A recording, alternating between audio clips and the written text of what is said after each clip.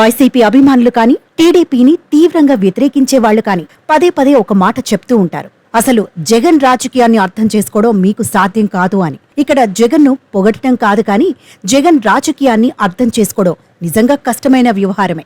ఎలాంటి పరిస్థితిని అయినా సరే తన అమాయకపు నవ్వుతో, అప్పుడప్పుడు రౌద్రంతో, దూకుడు స్వభావంతో జగన్ తన వైపుకు తిప్పుకోవడంలో పూర్తి సమర్థుడు అనే విషయం స్పష్టంగా చెప్పవచ్చు. అసలు ఇప్పుడు ఈ టాపిక్ ఎందుకంటారా?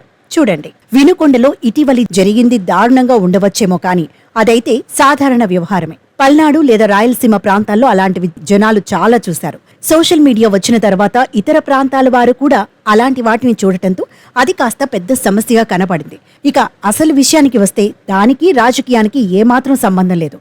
ఈ విషయాన్ని ఒక్క వైసీపీ అధినేత మినహా అందరూ అంగీకరించారు. గోపిరెడ్డి శ్రీనివాసరెడ్డి కూడా అది రాజకీయ హత్య కాదని స్పష్టంగా చెప్పారు. మరి ఎందుకు దాన్ని జగన్ భుజాన వేసుకుని రాద్ధాంతం చేస్తున్నారు? బాధిత కుటుంబానికి కనీస సాయం కూడా ఒక పార్టీ అధినేతగా చేయలేని జగన్ ఈ విషయాన్ని ఎందుకంత పెద్దదిగా మార్చే ప్రయత్నం చేస్తున్నారు? ఒక్కటే ఒక్క కారణం, అదే విజయసాయిరెడ్డిని రక్షించటం. ఎస్ రషీద్ హత్యను జాతీయ స్థాయిలో హైలైట్ చేయడానికి జగన్ ప్రయత్నం చేయడం వెనుక ఉన్న ప్రధాన కారణం అదే. వినడానికి సిల్లీగా ఉన్నా జరిగింది మాత్రం ఇదే అనేది స్పష్టంగా చెప్పవచ్చు. ఇప్పుడు మ్యాటర్లోకి వెళ్లి చూద్దాం. జగన్ 5 ఏళ్ల పాటు టీడీపీని తట్టుకొని నిలబడాలి. కేంద్రంలో కూడా తనకు అనుకున్న మద్దతు లభించే అంత సీన్ కనబడటం లేదు. కాబట్టి తనకు జంతర్ మంతర్లో 10 జన్పద్ మద్దతు కావాలి. అది జరగాలంటే విజయసాయిరెడ్డిని ఢిల్లీలో కూర్చోబెట్టాలి. అందుకు ఎక్కువ సమయం లేదు. విజయసాయిరెడ్డి రాజ్యసభ పదవీ కాలం ముగిసింది. అంటే విజయసాయికి ఢిల్లీలో విలువ ఉండకపోవచ్చు. పార్లమెంట్ సెంట్రల్ హాల్లో ఆయన పలకరిస్తే పలికే ఎంపీలు ఉండకపోవచ్చు. మరి దీనికి రషీద్కి సంబంధం ఏంటి అంటారా? అదే శాంతి వ్యవహారం. ఇటీవలి ఒక వారం పాటు ఈ సందడి గట్టిగా నడిచింది కదా. విజయసాయిని లక్ష్యంగా చేసుకుని ఆ పార్టీలో ఉన్నవారే ఒక వ్యవహారాన్ని బయటకు తీశారు కదా. ఆ విషయం మేం చెప్పడం లేదు, స్వయంగా మీడియా సమావేశంలో విజయసాయి చెప్పిన మాట. జగన్ తన ఆత్మ బంధువైన విజయసాయిని ఢిల్లీ పంపిస్తే గత 5 ఏళ్ల నుంచి పెత్తనం చెలాయించిన కొందరు పెద్దల ఆధిపత్యం అనేది నడిచే అవకాశం ఉండదు. విజయసాయి ఒక్కసారి పార్టీని తన ఆధీనంలోకి తీసుకున్నారంటే జగన్ మాట కంటే విజయసాయి మాటనే ఎక్కువగా చెల్లుతుంది. ఆ పార్టీలో ఉన్న ఇతరుల మాట కేవలం రాష్ట్రానికే పరిమితం. హస్తినలో విజయసాయి బ్యాటింగ్ వేరే లెవెల్లో ఉంటుంది. స్వయంగా ప్రధాని పార్లమెంట్ సెంట్రల్ హాల్లో విజయ్ గారు అని పిలిచారంటే సాయి అన్న రేంజ్ అర్థమై ఉండాలి. మనకే ఇంత అర్థమైతే జగన్కు ఎంత అర్థం కావాలి? అందుకే ఇప్పుడు విజయసాయిని ఢిల్లీ పంపించి కాంగ్రెస్కు తనను దగ్గర చేసే విధంగా ప్రయత్నాలు మొదలు పెడుతున్నారు. ఆ ప్రయత్నాలు ఇప్పటికే మొదలయ్యాయి కూడా.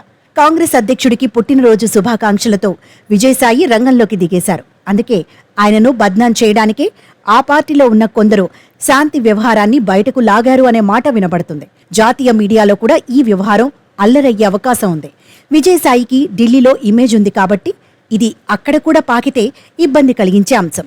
అందుకే జగన్ స్వయంగా రంగంలోకి దిగారు. విజయసాయిని ఇరికించడం జగన్కు ఇష్టం లేదు.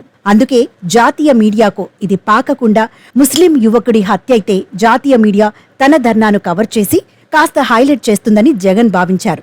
ఒక జాతీయ ఛానల్తో జగన్కు మంచి సంబంధాలే ఉన్నాయి కాబట్టి వాళ్ల ద్వారా ఇతర ఛానల్స్ను అక్కడికి తెచ్చి విజయసాయి వ్యవహారాన్ని వాళ్లు టేకప్ చేయకుండా జాగ్రత్త పడుతున్నారు.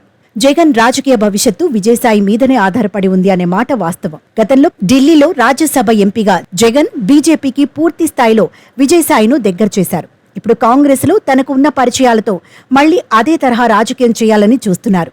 విజయసాయి లాబియింగ్ స్టైల్ కాస్త భిన్నంగా ఉంటుంది. కేంద్రం ఎంపీలకు ఇచ్చే ఇంటిని 5 కోట్ల ఖర్చుతో ఆయన బాగు చేయించారంటే ఏ స్థాయిలో ఢిల్లీలో సాయిరెడ్డి పట్టు కోసం తాపత్రయపడ్డారో అర్థం చేసుకోవచ్చు. ఇప్పుడు విజయసాయి మళ్లీ ఢిల్లీకి మకాం మార్చే ప్రయత్నం చేస్తున్నారు. ఆయన అక్కడికి వెళితే తమకు మనుగడ ఉండదు అనుకున్న మరో వర్గం శాంతి రూపంలో ఆయనకు మనశ్శాంతి లేకుండా చేసింది.